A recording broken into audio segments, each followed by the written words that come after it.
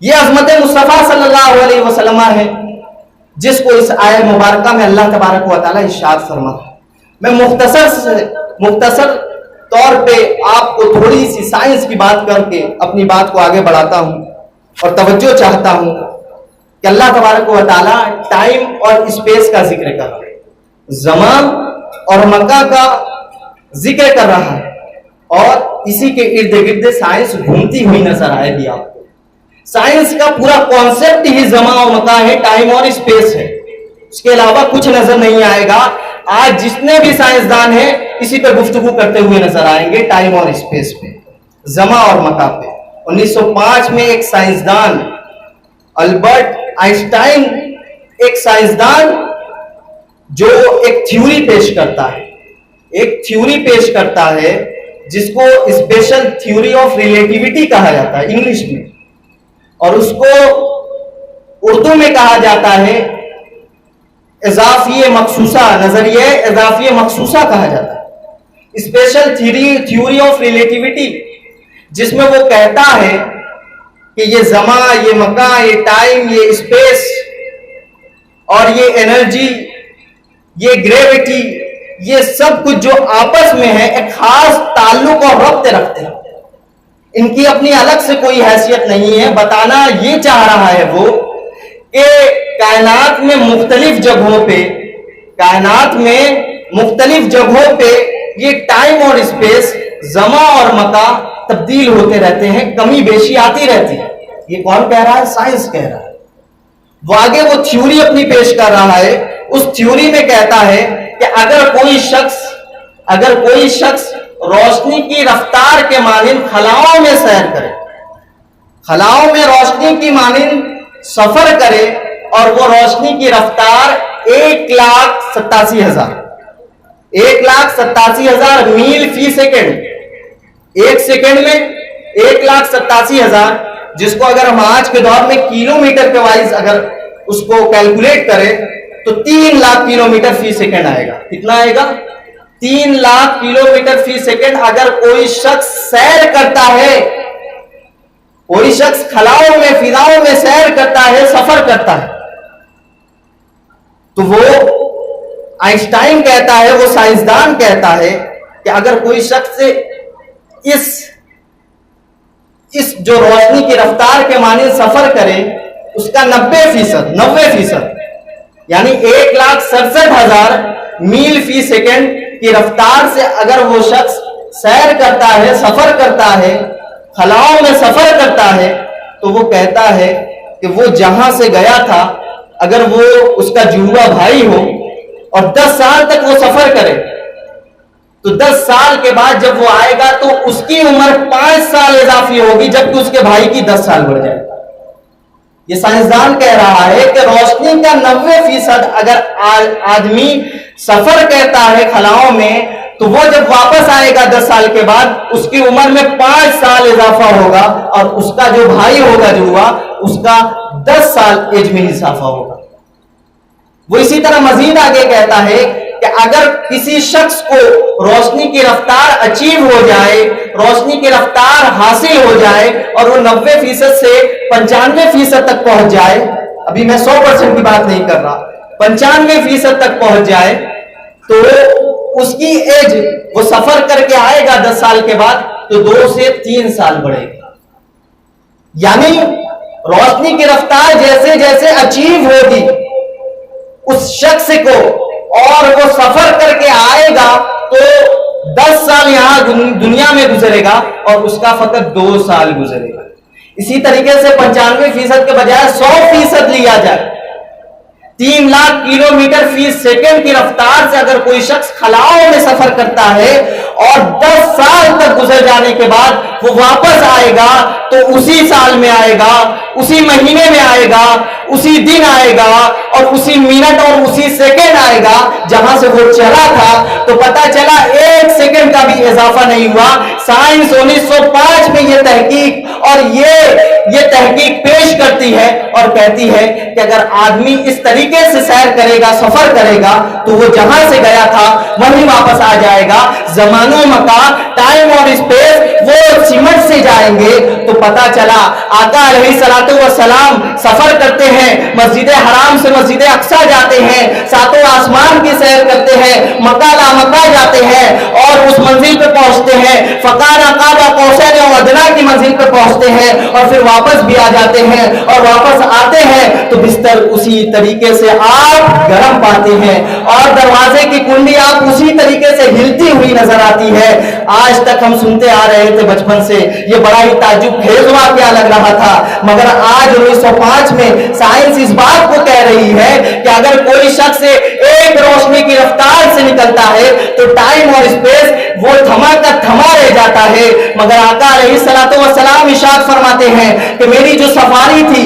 وہ براق تھی۔ براق کہتے ہیں برق سے بنا ہے جس کے معنی روشنی ہوتی ہے، اور براق ڈھیر ساری روشنیوں کو کہتے ہیں، یعنی ملینز اینڈ بلینز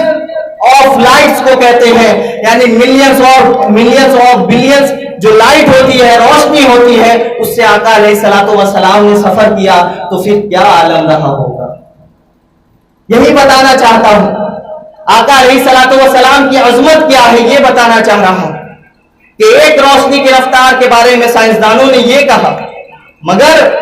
آقا علیہ الصلوۃ والسلام کو جو سفر معراج ہوئی تو وہ براق پہ ہوئی، اور براق ڈھیر ساری روشنیوں کو کہا جاتا ہے، تو پھر آقا علیہ الصلوۃ والسلام کی اسپیڈ کا اندازہ آپ لگا سکتے ہیں کیا ہوا۔ سائنسدانوں نے 1905 میں یہ تحقیق پیش کی۔ حاضرین محترم، یہ سائنس کی تھوڑی سی بات اس لیے بتانا چاہتا تھا کہ یہاں عظمت مصطفیٰ آپ کو نظر آئے گا۔ عظمت مصطفیٰ کیا ہے؟ کسی نبی کو دیدار الہی کا شرف نہیں ملا، اور ملا بھی تو محبوب مصطفیٰ کو ملا، اور کس طرح سے ملا کہ بلا کر ملا، اور ایسا ملا کہ ٹائم اور اسپیس کو روک دیا گیا۔ اب محبوب اور محب کے درمیان ملاقات ہوگی، فَأَوْحَىٰ إِلَىٰ عَبْدِهِ مَا أَوْحَىٰ، یعنی وہ وہی فرمائیں گے جو وہی فرمائیں گے، راز و نیاز کی بات ہوگی۔ اب محبوب اور محب کا ملن ہوگا، ملاقات ہوگی، تو ظاہر ہے وصال ہوگا، تو دنیا اور دنیا و ما فیہا کی چیزوں کو روک دیا گیا۔ ہم مزید سائنس کی بات نہیں کریں گے، اس لیے کہ موٹی موٹی بات میں نے آپ کو بتا دی تاکہ آپ کو سمجھ میں آ جائے۔ یہ آقا علیہ الصلوۃ والسلام کا معجزہ ہے، یہ آقا علیہ الصلوۃ والسلام کا لِنُرِيَهُ مِنْ آیَاتِنَا، تاکہ ہم اپنے محبوب کو، اپنے بندوں کو، اپنے بندے کو اپنی نشانیاں دکھلائیں۔ وہ نشانیاں کیا تھی؟ اب ذرا سی گرد و غائب پہ بھی بات کر لی جائے۔ ہم معراج کی تو بات کرتے ہیں مگر گرد و غائب کو بھلا دیتے ہیں، گرد و غائب پہ ہماری نگاہ نہیں ہوتی ہے۔ آقا علیہ الصلوۃ والسلام سفر معراج میں نکلتے ہیں تو کچھ ایسے واقعات آقا علیہ الصلوۃ والسلام کو دکھائے جاتے ہیں،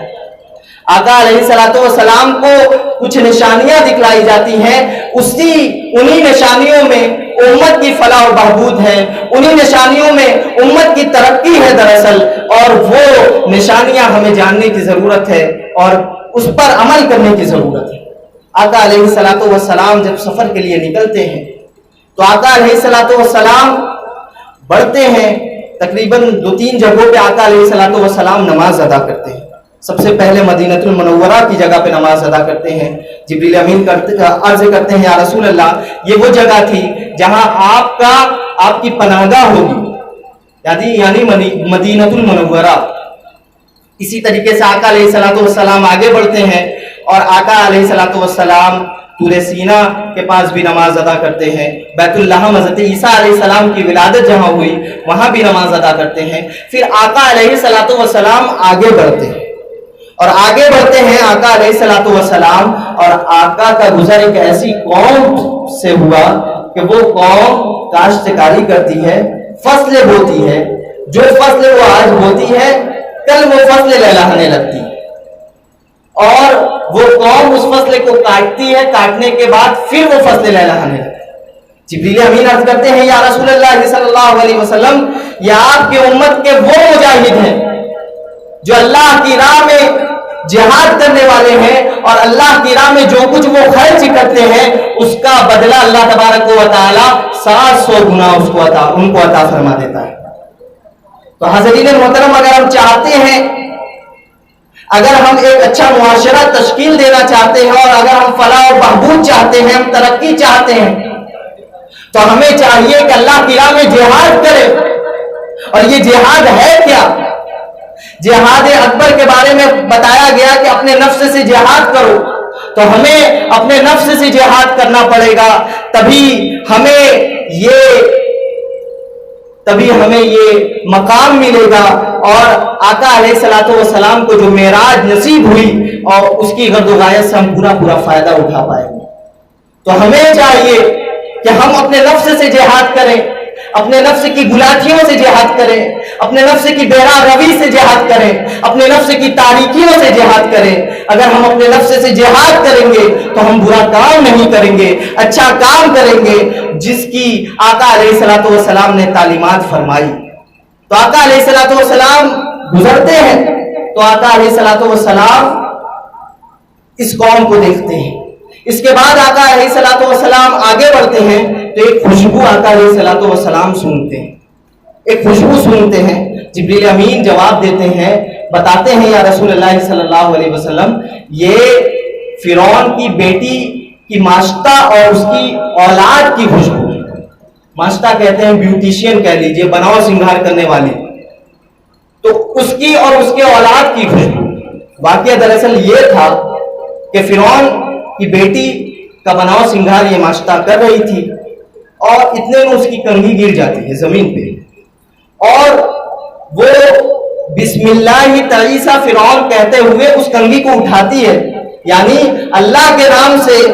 میں کنگھی کو اٹھا رہی ہوں اور اللہ تبارک و تعالی فرعون کو ہلاک و برباد کر دے, اس لیے کہ اس نے خدائی کا جھوٹا دعویٰ کیا, خدائی کا جھوٹا دعویٰ کیا. تو یہ بات جب وہ ماشطہ کہتی ہے تو یہ بات فرعون کے پاس جاتی ہے, اور فرعون اس کے شوہر اور اس کی اولادوں کو بلاتا ہے اور کہتا ہے کہ تو مجھے خدا تسلیم کر لے ورنہ تیرے ساتھ بہت برا انجام ہوگا. وہ مناتا ہے, مگر یہ اللہ والے لوگ ہیں, حق کی بات کریں گے, باطل کے سامنے جھکنے والے نہیں ہیں. اور وہ کہتے ہیں احسانم من کا ان قتل تنا, تیرا احسان ہوگا کہ تو ہمیں قتل کر دے, مگر ہم حق سے اپنے چہرے کو نہیں موڑیں گے, باطل کے سامنے نہیں جھکیں گے, اور ہم عبودیت کا اظہار صرف اللہ سے کرتے ہیں کہ ہم اللہ کے سچے بندے ہیں اور اللہ کی عبادت کرتے ہیں, اس کے ساتھ کسی کو شریک نہیں ٹھہراتے ہیں. یہ اس کا جواب ہوتا ہے. چنانچہ فرعون حکم دیتا ہے اپنے کارندوں کو کہ دیگ گرم کرو, اور اس گرم کھولتی ہوئی دیگ میں ان کو ڈال دیا جاتا ہے. سب سے پہلے اس عورت کے بچوں کو ڈالا جاتا ہے, اور ایک شیرخوار بچہ جب اس کو اخیر میں ڈالا جانے لگتا ہے, ذرا وہ منظر آپ اپنے آنکھوں کے سامنے رکھیں, کسی کے بچوں کو اس کی آنکھوں کے سامنے مارا جا رہا ہے, اس منظر کو آنکھوں کے سامنے رکھیں, اور وہ شار بچہ جب اس کو پھینکا جانے لگتا ہے دیگ میں تو وہ کہتا ہے کہ اے میری ماں صبر کرنا, اے میری ماں صبر کرنا اور حق سے منہ نہ پھیرنا, اس لیے کہ تو حق پر ہے.